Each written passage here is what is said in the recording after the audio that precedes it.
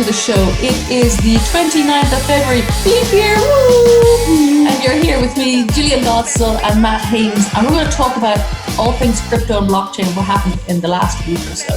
So Matt, you start off. You're in Costa Rica. You've been suffering from a power outage for the last 24 hours. Unusual, but you are in paradise, so you have to take some sticks. So tell me, how's it going in your neck of the woods? It's good. It's kind of interesting living in Central America. Power outages are kind of like a regular thing. They always tend to come at the worst time, as you know, right? That's always kind of Murphy's Law. When something can go wrong, it will. But I'm surviving. The weather's beautiful. We're in the middle of dry season here, which I don't like as much as the rain, but I'm still smiling. I'm still having fun. It's been a really interesting week. You can come to Ireland. We have our third named storm Jorge, which is lashing the west of the country and flooding all the farmland. You could have some of our rain for sure.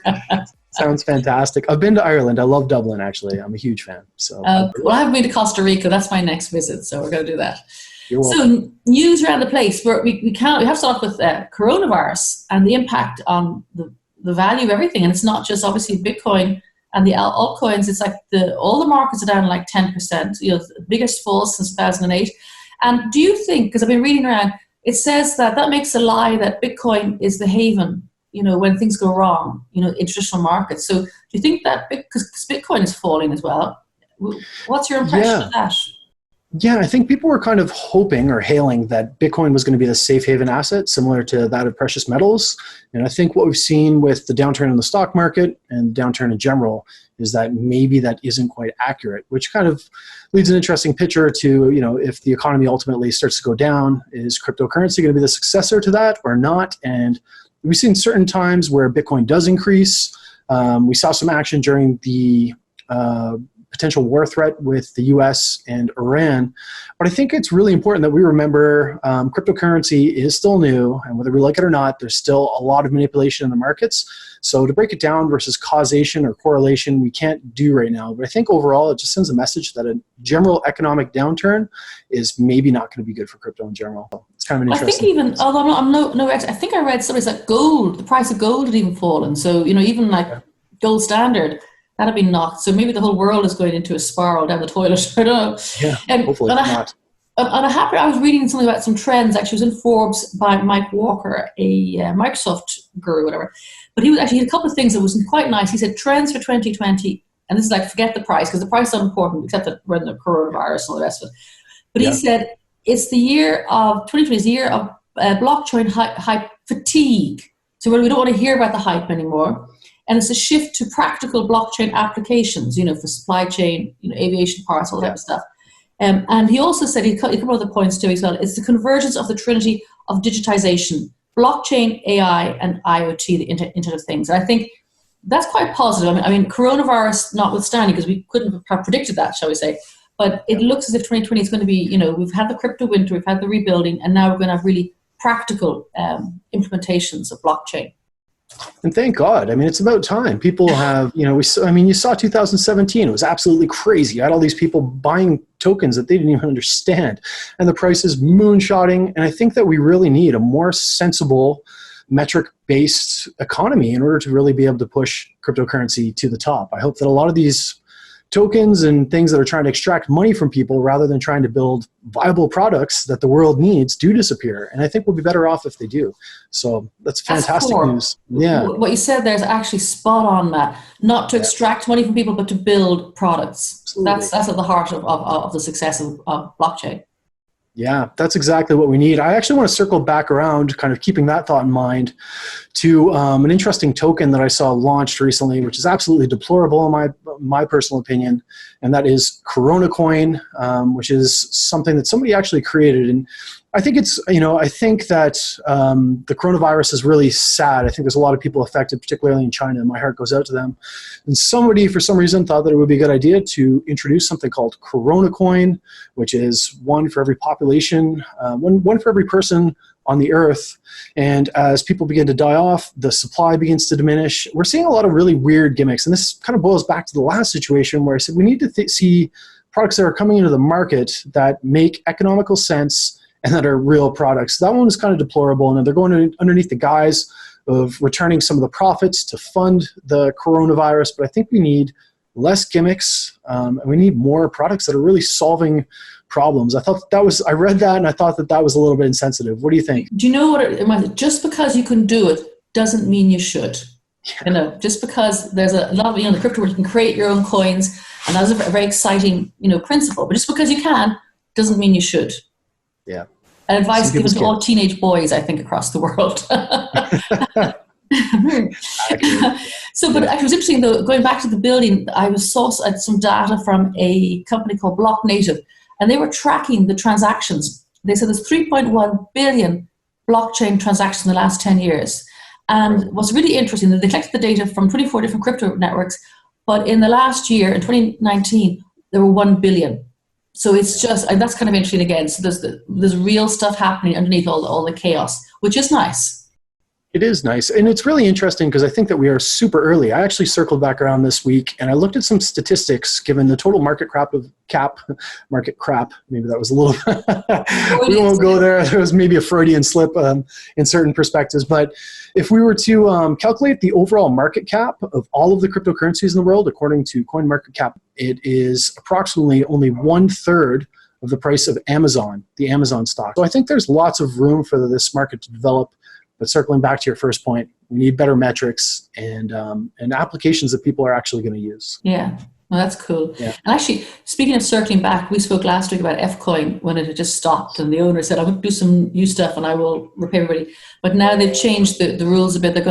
They have set up a committee to take over, an interim committee, not the core team.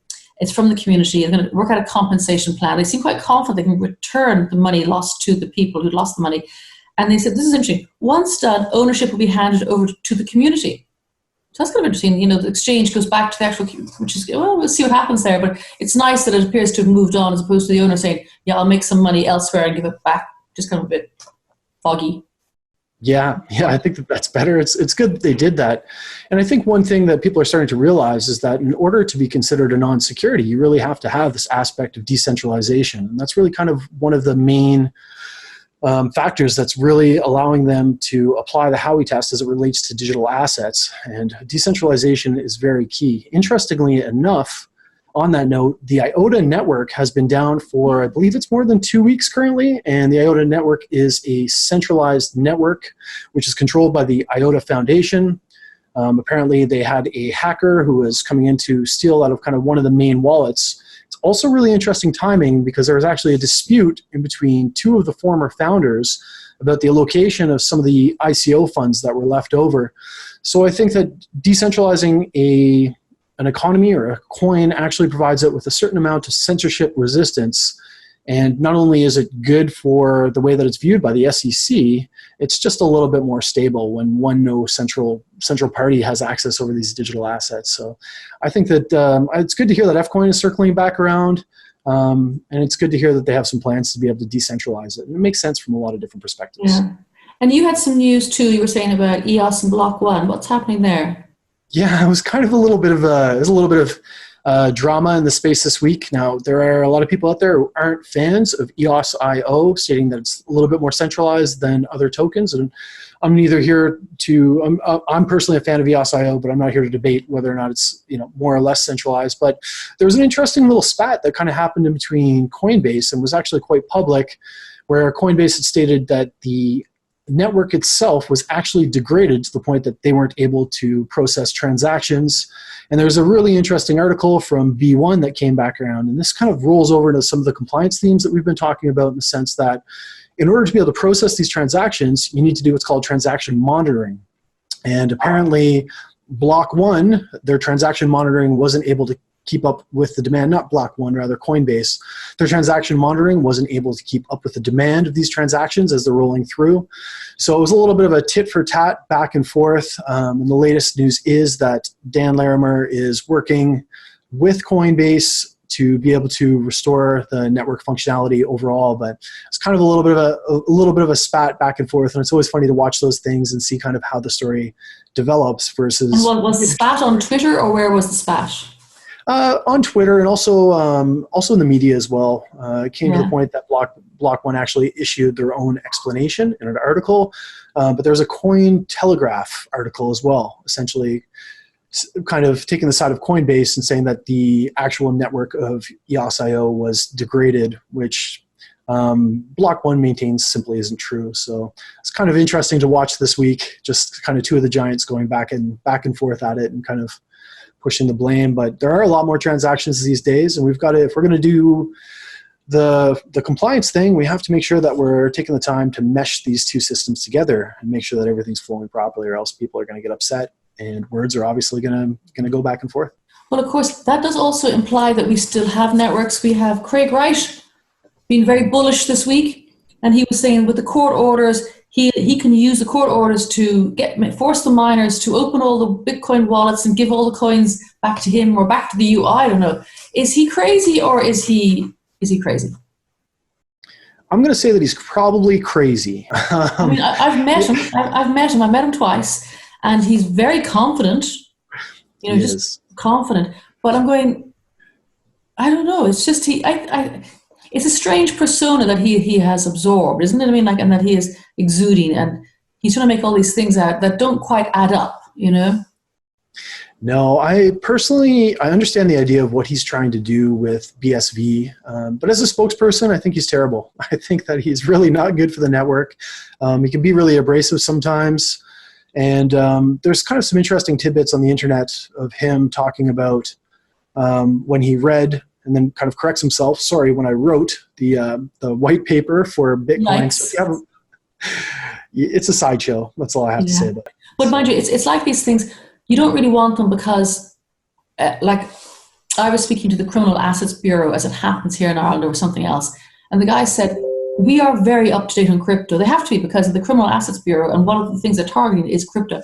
But you don't want to give such a bad narrative. I mean, Craig Wright doesn't give, it's such a bad narrative to anyone who listens to him. And every so often he gets sort of like credibility, and he gets stages, and he's quite confident. And I'm kind of going, I don't want him to be a spokesperson for the industry. No, absolute power corrupts, absolutely. And I think that some people handle power really well, and some people simply don't. I think that money, I'm very much, I understand capitalism. I think money in the right hands can be really, really powerful. But I think money and power in the wrong hands can also be very powerful as well. And I think Craig is probably one of those examples of the type of people that we prefer not to see leading the charge into kind of legitimacy of cryptocurrency assets, at least from my perspective. Yeah, no, I feel very uncomfortable with the whole situation there. And then speaking of news and bad news, and I don't know if it's good news or bad news, Steven Seagal, is he based in Russia, I think, but the American actor, so he was charged with unlawfully touting the digital asset offering. And it's because actually what they were saying though, well, they're charging him with that he failed to disclose the payments he received. Which is kind of funny, because influencers here, there's a new law that they have to, or sort of a code of compliance they have to abide with. So if you're an influencer and you're promoting, I have this wonderful hair cream, whatever it is, you must say if you're actually being sponsored by the brand. So it's actually, it's not to do really with what it is. It's just that he's touting something without declaring he's been paid for it. Yeah, and I think that that's a good rule. Yeah? I do actually. I think there needs to be a certain amount of protection in the industry in between people who are being paid and people who are not being paid. And it's also a very dangerous time to be and I personally don't love the word. I do various videos myself, but I've never liked the word crypto influencer, because I think it has kind of a negative, sneaky connotation to it. You know, I think you can give your opinion, but it's not a good time right now to be doing some of those things, because we've seen even one of the previous kind of influencers who was involved in BitConnect was in a court case with the SEC. So I think that having to disclose what you're involved in, what your position is in terms of payment or endorsements, is probably a positive thing for the industry overall. And you just really have to be careful what you're promoting these days, because you can find yourself in pretty hot water with the SEC. So I think it adds a certain amount of clarity and a certain amount of responsibility to people who are talking about some of these things, which is, is probably a good. Oh no, I totally agree. I think what the point what I was trying to make was that what's interesting is that if you're an influencer, whatever brand you're promoting, you have to declare it. So it's making big news because it's an ICO. It's Bit2Coin side that Bitcoin.2 coin side that he was involved with. So, but it's like people say, oh, they caught the criminals and they had loads of cash and then they had some ASIC miners. I'm going to go, well, they had lots of other dodgy stuff too as well. So I'm trying to say it's that kind of normalizing stuff that if you're an influencer, you got to declare if you're being paid for it or not, and that's kind of common sense. I like that. I personally like that, honestly. There was one last thing that I actually saw, which was kind of interesting, and it's got a little bit of a regulatory touch to it. And that was recently in the Philippines. There was a case. It's funny because we're talking a lot about regulation and kind of some of the rules that are coming in. And there's a Philippines cryptocurrency regulator, which was kind of accused of misappropriating millions of dollars. Now, this is allegedly, because of course everybody has to have their day in court. But the, pardon my pronunciation here, the Cagayan Zone Authority, CEZA, issues exchange licenses for cryptocurrency exchanges, and they were charging $100,000, and they were kind of writing out receipts for $3,000, which actually had them exposed. So it's kind of interesting because I think there's a lot of corruption in various things, and legitimizing cryptocurrency is never really gonna kind of remove some of these bad actors. So it's interesting to watch this world of regulation kind of unfold throughout the world, and I think like you can lead a horse to water, but you can't make it drink. And there's kind of corruption in every form of economic exchange. Of course, there's bad actors, and if people, like I said earlier, if they can, just because you can do it doesn't mean you should do it. That applies to fraudulent stealing activities as well. Wow. Okay, so interesting week. So I'm glad your power's back on. Me too. Yeah, I can imagine. Yeah, got a lot of catching up to do. So that's cool. So thank you so much, Matt. That was really good to catch up. I love your insightfulness. Really interesting. And so interesting week, I think. Definitely, Jillian. I love being here. I appreciate the opportunity to come on and chat with you and kind of do our weekly catch up. And I look forward to doing more. So thanks so much for inviting me. Me too. Thank you so much. Until next week. Pleasure. Until next week. I'll see you then.